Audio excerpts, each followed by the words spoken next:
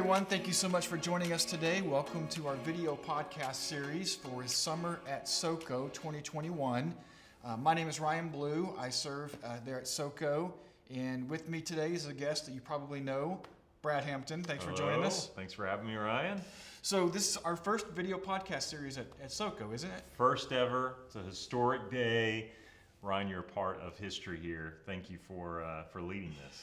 Well, we're going to do a video podcast each week to kind of supplement our sermon series that we're going to be doing on the Gospel of John. Right. So 7 weeks on the Gospel of John. Why the Gospel of John this summer? Yeah, great question. So during about the middle of the pandemic, like everyone, just feeling a little like it's dark times, and I just started studying the book of John.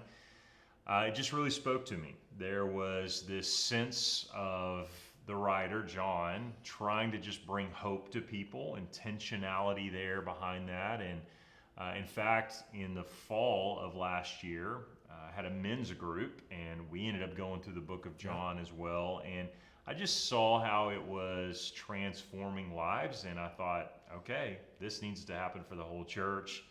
And a summer series, thought it would just be the perfect time to do it. And so this Sunday we'll kick off the series? Yeah, we're kicking it off this Sunday, and then we'll have a little break for the 4th of July when we do our worship night. Shout out to our worship night. And then, and then we'll go week after week until we get into the fall months. And so today we just kind of want to introduce the series, introduce the Gospel of John, introduce who John was. And so first of all, let's talk about who was John. Yeah. So John was one of the original followers, disciples of Jesus. He was one of the first ones that Jesus called to come follow him. And what was his nickname?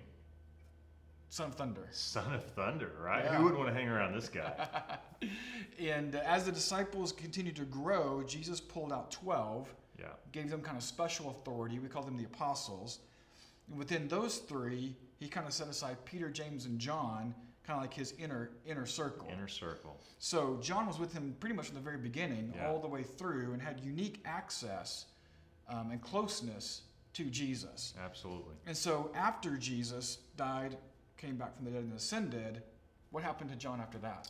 Yeah, so here's John. Jesus is no longer on the scene, and suddenly there's a lot of responsibility on him. This church is being started, and so what we see, especially in the early days of Acts, is that John is still right there. He's at the forefront. He's one of the few leading the start of the church. This is a monumental season, right? And so John's a part of that. He's also willing, as many of the disciples, when Jesus was going to the cross, many of them were fearful and denying Jesus and so on. But here we see John willing to go before the Jewish council, willing to go to prison. Yeah. I mean, he had a passion to start this church and to start other churches and for the gospel to be presented. And so that's how he's living his life. But we also see something major that happens in Acts chapter 8, I believe, when John goes on a missionary journey to Samaria, and something huge happens. He goes to present the gospel to Gentiles, non-Jewish people. I guess there was word that there were these Gentile people that were drawn to the gospel, and he couldn't wait to get there. And it's amazing to me, there were so many that were against this, or there was too many rules, and there was, no, you've got to become a Jewish believer before you can be a part of the gospel. And John just wants to tell people about Jesus. And so it even says, on their way back, they stopped in city and town, homes, and just continued to share the gospel. And he was a major player at the church of Ephesus. And even in the early days, John played a major part in helping us get where we are today. And in fact, that gospel going out to the Gentiles became so controversial, they had to have a council kind of decide how we're going to handle this. That was Acts 15, and John played a very instrumental part of that as well. Absolutely. So let's kind of transition, talk about the gospel itself, the book of John. It was probably written 85 to 90 AD, so we're talking 50 plus years after Jesus was on the earth. We also know that John wrote 1st, 2nd, and 3rd John, and he wrote the Revelation, which is probably about 90, 95 AD. So this is later on in his life that he's writing this. His gospel is very unique, and we also kind of talk the word gospel. I've mentioned that several times. Tell me what the word gospel means in the context of these stories about Jesus, and then John's uniqueness. Yeah, well, it's the good news. He's sharing this good news of who Jesus is and really how it plays a part in our life. We're not just reading a story. We're hearing about a Jesus that, just like in my own life, revolutionized, transformed everything about me. It's better than good news. It's great news, right? Yeah, for sure. So John's writing this later in life, and so we kind of see him as this older, grandfather, compassionate type. And likely, some believe he may have been in his 60s all the way up to possibly in his 90s. And when you think about it, he's writing to a generation of people that likely weren't around when Jesus was here on the earth. He couldn't just go talk to a neighbor now and say, "You remember Jesus?" No, they weren't alive then, or maybe they were very young, because John is much older now. And it's amazing. I use this word intentionality because everything about what John writes is so intentional for the audience. And it's kind of like John is writing this not just with the people around him in mind, but with you and I in mind. People have to know about this one day. So I need to not just write a story. I don't need to just tell, well, this happened. I need to intentionally sit down in my old age. I was a son of thunder when I was a kid, but now I'm an older, wiser guy. I need to put this together in a very intentional way to help people understand who Jesus is. And so he's writing this based on, obviously, his personal account. He was there.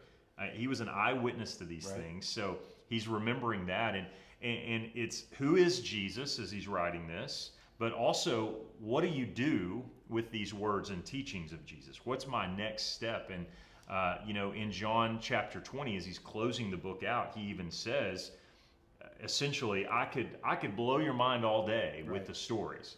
Some of the stuff I saw, it's crazy. And there's lots of them. And there's lots of them. There's so many. And so he says there's a bunch of miracles and things I didn't even record.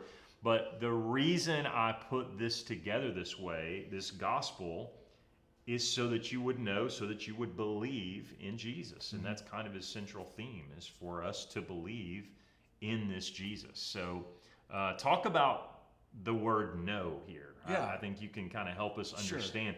When he says he wants you to know Jesus in John chapter 20, what does that word know really mean? And that's important to John's gospel, because you talked about him, writing this much later in life. You kind of get this sense that these churches he had worked with were kind of drifting away from what he kind of been teaching them. He's trying to bring them back again. And so now that we are so far removed in time, there was a philosophy that was starting to come into the churches called Gnosticism. And it's all based on this Greek word for know, K-N-O-W in the English, but it's both a noun and a verb. Okay, so as a noun, it's gnosis, which means to have knowledge, to know something about the data, the facts. I know about this. But used as a verb, it's gnosko, which is a more experiential knowledge. Let me see if I can give you an example to help you understand. Since you like sports, I'll use a sports analogy. I do. Tell me who your favorite baseball pitcher is. Active would be, he's an older guy now, but his name's Adam Wainwright, pitches for the Cardinals. Okay. So you probably know about him as a pitcher. You maybe what his ERA is. It's too high right now. Number of innings pitched, number of strikes, number of balls. You know this data, this facts about him. Okay. So you have gnosis about him, knowledge. But stepping into the batter's box and let him throw a 90-mile-an-hour fastball at you, that's a completely different experience, isn't it? Doesn't sound fun, but You know him very differently as a pitcher when you see him straight ahead, win the windup and throw the ball right at you. That's gnosko. That's an experiential knowledge, okay? And so, when John's writing, when he's using the word know, especially in John 17, I write this, that you have eternal life, that you may know Jesus. He's not saying gnosis to have knowledge, it's knowledge experiential. It's a relationship. Because Gnosticism would teach you can grow closer to God by having more information, more data, more facts. And John's saying, no, it's a deeper relationship. Yeah. That's where he's going. And he also is saying this as a guy that knew him Personally. right? Personally, Experienced him. but is also offering that even though he has died and ascended into heaven, that you can still know him even though he's not walking around in the flesh anymore, right? That this carries on even today. And in fact, you mentioned John 20, his kind of purpose statement for writing. He says, I write that you may believe. Yeah. And there's that word believe there is key, connected back to know. So the Greek word is pisteuo there. What does it mean? Yeah, so when you believe in something, I think the best explanation would be if I was to ask you a question, how many people that you spend time with would say they believe in God? And we're in the Bible Belt, Ryan, so most of the people we encounter day to day, if you said, do you believe in God? They would say, sure. I believe in God. But how many people, if you then ask a second question, a follow-up question, and said, do you live your life in a way, not only do you just believe in God, but do you actually trust Him? Do you depend on Him? Do you have experience with Him? I think that number would start to dwindle. You know, how many people do you know that truly live their life knowing God? A lot. How many of them live their life where they daily trust God? It's one thing to believe in God. It's another thing to believe God. And so that word believe is not just the question we ask, do you believe in God? It's way greater than that. It's like living proof that you believe God because you are following Him, you are depending on Him, and people see it in your life that you live that way. And unfortunately, that number would drop way down because I think, again, a lot of people believe in God, but not a lot of people believe God. Very similar to the use of the word know. It's not just having the information, but it's actually acting upon it and doing something. Absolutely. So John's gospel, there's some other unique things about it. Specifically, its miracles and his statements about himself. Yeah. You know, when someone asks me, where should I start in the Bible? I get that question a lot. Where do I read it? Because it is a little overwhelming if you don't know much about the Bible or you're new to reading the Bible. Where do I start? Do I just kind of open it up and put my finger and start there? I always tell people to start in the Gospels, and typically I'll lead someone to the book of John. But there's Matthew, Mark, Luke, and John. So there's 4 Gospels. If you don't know, that's 4 different accounts of the life of Jesus. Now Matthew, Mark, and Luke, they're very similar. It's called the Synoptic Gospels because they are kind of in line with the stories and everything. But John's Gospel is around 90% unique to the other 3. So it's it's a personal account, so it's different there. But it's also, I want to use the word intentional again. So he intentionally does a few things, and I love as you're reading the book of John to find these. First of all, there's 7 miracles that he specifically and intentionally puts in. Okay, he doesn't write about every miracle. He takes 7 miracles and intentionally puts them in there. And then there's also these I am statements, and he uses 7 of those as well. And again, I can't help but use this word again.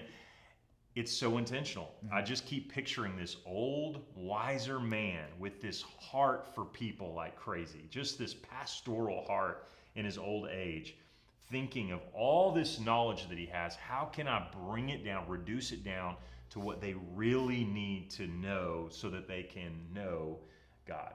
Yeah. So John brings an intentional structure to his book too, and we want everybody to kind of read through John, right? Through this series, the 7 weeks.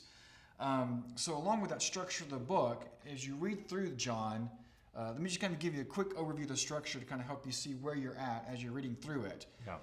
The first half of chapter 1 we're going to call the prologue. It's the one where Jesus is presented as the light and the life. It's very much poetic in its writing. Starting in the second half of chapter 1, going through chapter 12, it's the public ministry. He's traveling around, he's teaching about himself, he's taking on the Pharisees, and he's performing these miracles. Chapters 13 through 17 would be his teaching just to his disciples. It's those 12 that he's pulled in, he's set aside, and he's giving specific instructions just to them. Chapters 18, 19, and 20 would be about his death, burial, resurrection. Right. And then the last chapter, 21, we call the prologue, where he kind of reinstates Peter, and then John kind of gives his purpose statement. You mentioned earlier kind of why I'm writing this book. That's right. So as you read through the entire book of John throughout this series, there's a kind of a structural overview for you to kind of help you know where you are as you're reading it. So as we conclude, let's talk about some takeaways and some next steps. Yeah. What are our next steps going forward in this series? Yeah, I think if I could just add to what you just said too, I think we could take that information that you just provided, that breakdown, put that in the show notes so that you can get those as well. So make sure you look in the notes there and you can see that breakdown. But here is the application for you. Here is what I'm asking as your pastor, okay? A few things. Number one, show up on Sunday. All right, if you're around, if you're in town, if you got family in town, bring them. It's going to be a great day. You're going to hear some unique voices speaking on this book of John. You also get in a group, because every group, we're going to be taking this information that we're talking about on a Sunday and using it for our discussion questions. So if you're playing volleyball, you're going to play volleyball and then talk about the book of John for a little bit. All right, so make sure get on our app, get on our website, sign up for a group. I'd also encourage you, read the book of John with us. Bring your Bible. I love when people get their pen out, Ryan, and underline and ask, put question marks, and maybe we'll hit some of those questions or be able to take some of those questions. And then finally, watch this every week. Make sure and tune in. It's going to be on social media, everywhere that you watch podcasts, listen to podcasts. Tune in every week and hear a little bit more about who the speaker was on Sunday and what we were talking about, and we can go in a little bit more detail. And here's what I want to promise you. At the end of this 7 weeks, you're going to have such a way greater knowledge of the book of John, and that's important. That matters. And so we're really excited about it. And Ryan, thank you again for hosting this. Sure. We're going to use the video podcast as kind of also a springboard to some application questions for our groups each week. So go ahead and get a jump start, jump into the Gospel of John, start reading it now, and we'll see you on our next podcast, and we'll see you Sunday. Yeah, thanks everyone. See you soon.